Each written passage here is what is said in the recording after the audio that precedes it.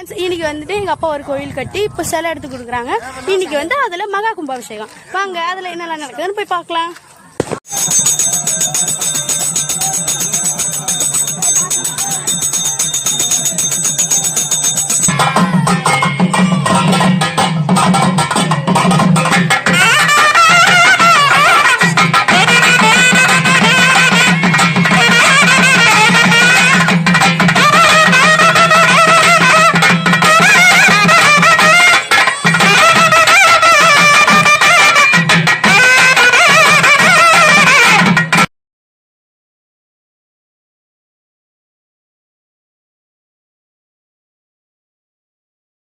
இதோட எங்க வீடியோ முடிஞ்சிச்சு. நல்லபடியாக கும்பாபிஷேகம் முடிஞ்சிச்சு.